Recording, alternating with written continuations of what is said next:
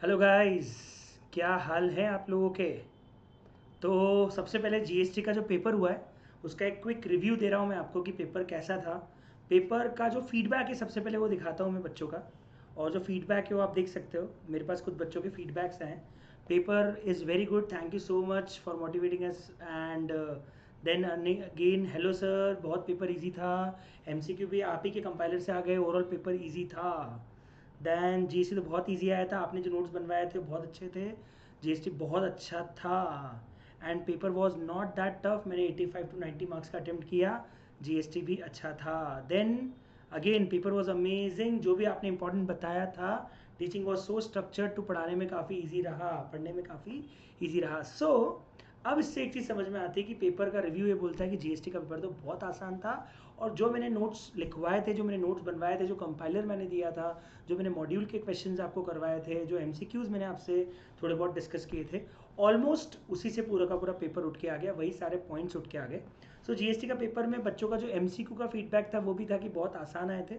अब जो एक कॉम्प्रिहेंसिव क्वेश्चन आता है, सबसे पहले वो क्वेश्चन था 10 मार्क्स का, और वो क्वेश्चन में बेसिकली उन्होंने सप्लाई, आईटीसी, एग्जामेशन ये सब ऐड किया था। Paper was very easy.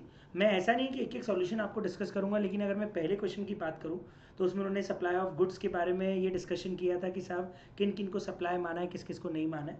तो जो पहला वाला था उसमें फ्रेट को ऐड करना है वैल्यूएशन के एंगल से, कि वो वैल्यू में जुड़ा हुआ नहीं है। एक में डिस्काउंट हटाना था, और एक में उन्होंने बोला था डायरेक्टर है तो आरसीएम लग जाएगा। तो वो सारी चीज़ें, सॉरी ये क्या था, deliver the goods by through to जीवन से registered person on the direction of Raghu enterprise. Okay, direction वाला पॉइंट था। तो तीसरे के नाम पे आया है, वो क्लॉज में कवर है। आईटीसी को लेके आया था, गुड्स आए लेकिन उसमें से कुछ रिसीव नहीं हुए, कुछ का डेप्रिसिएशन क्लेम हो गया। तो it's was a very easy question. पहले जो 10 मार्क्स का क्वेश्चन था वो तो आराम से सब बच्चों ने सॉल्व किया होगा। एक आध गलती कर भी दी होगी तो स्टेप मार्किंग में आप 7-8 नंबर आराम से लेके आ जाओगे। अगला जो क्वेश्चन था, that question was again related to examination. तो इसमें टोटल 5 पॉइंट थे। रिकॉग्नाइज स्पोर्ट्स बॉडी को सर्विस दे रहे हैं, उसमें सिलेक्टर वाला पॉइंट था। तो 5 नाम बताए थे मैंने, उसमें से एक नाम सिलेक्ट करना था। अब सिलेक्टर उसके अंदर आता है कि नहीं आता है, एक बार आप जाके देखना। प्योर लेबर कॉन्ट्रैक्ट वाला भी एग्जामिशन से ही था। सिंगल रेसिडेंशियल आउट है तो हाउस है, बताया था। Warehousing of sugarcane बताया था। ये वाला स्लम इंप्रूवमेंट वाला अमेंडमेंट में बताया था, आपको याद हो तो। और लास्ट वाला भी अगेन सिंपल है, परफॉर्मेंस वाला 1.5 लाख वाला क्लॉज है। तो वो भी बहुत ईजी क्वेश्चन आया था। अगला क्वेश्चन था अगेन आईटीसी से, कि रजिस्ट्रेशन ग्रांट हुआ है और फरवरी मंथ की इतने की लाइबिलिटी है, मैंडेटरी रजिस्टर्ड नहीं और वॉलंटरी रजिस्ट्रेशन लिया 18 सेक्शन का।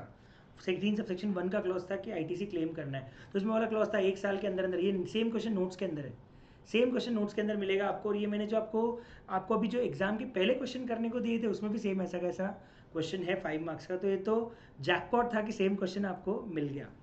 एक और था केस जिसमें प्लेस ऑफ सप्लाई, मैंने बोला था इस बार एग्जाम में 5 मार्क्स का प्लेस ऑफ सप्लाई आएगा ही आएगा। और क्यों आएगा, क्योंकि नया टॉपिक है और बड़ा बढ़िया टॉपिक है पूछने के लिए। तो उन्होंने सबसे पहले ये पूछा था कुरियर से सामान भेजा। तो कुरियर के केस में क्या होता है, हम लोगों ने पढ़ा हुआ है प्लेस ऑफ सप्लाई में। फिर सेकंड वाला केस था एयरलाइन वाला, बहुत ईजी है, हम लोगों ने इसको भी डिस्कस किया हुआ है। तो देयर वाज नथिंग इंटरेस्टिंग, कुछ खास नहीं था, बहुत ही ईजी था। और कुछ सेक्शन 12 का था, कुछ सेक्शन 10 का था। एक और पॉइंट था कैश लेजर वाला, कि शॉर्टफॉल हुआ है और जीएसटी 3B में अलग अमाउंट है, अब उसको शॉर्टफॉल को कैसे सेट ऑफ करना है। तो ये भी रिटर्न्स वाला और सेक्शन 50 वाला पेमेंट ऑफ टैक्स वाला। रूल 88B, ये मैंने आपको बोला था, याद है आपको, कि rule 88B, 88D, 86A, 86B में से एक ना एक उठ के आएगा। तो देखो उन्होंने यहाँ पे रूल 88B लगा दिया और इंटरेस्ट कैलकुलेशन के साथ रूल 88B पूरा का पूरा पूछ लिया। टीसीएस का एक क्वेश्चन ऑफकोर्स दिख रहा था कि आना है 5 मार्क्स का, मैंने बोला भी था कि वो एमसीक्यू या किसी एक फॉर्म में नया टॉपिक है तो ऑफकोर्स पूछेंगे।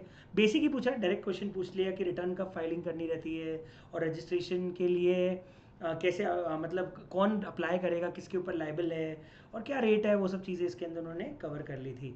पोस्ट सप्लाई डिस्काउंट वैल्यूएशन का बहुत ही ईजी क्वेश्चन था। और एक डोनेशन वाला पॉइंट वापस आ गया जो हम लोग सप्लाई के अंदर डिस्कस करते हैं। तो पूरा पेपर ऐसा लग रहा था कि इसमें आप क्या ही गलती करोगे। And there was one more question जिसमें आपको लिखा हुआ है कि एडवोकेट सर्विसेज ली है अनरजिस्टर्ड पर्सन से। तो इसमें आरसीएम का क्लॉज आपको डिस्कस करना था कि एडवोकेसी में आरसीएम का क्लॉज क्या रहेगा।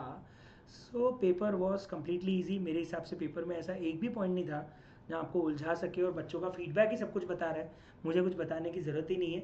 तो ये हो गया जीएसटी के पेपर का रिव्यू। और मैं आपके सामने लेके आने वाला हूँ कॉस्ट के स्ट्रैटेजीज भी, तो उस पर भी अपन लोग अगला वीडियो में वही रिकॉर्ड करूँगा कि अब आने वाले पेपर के लिए आपकी स्ट्रैटेजी क्या आपको रखनी है।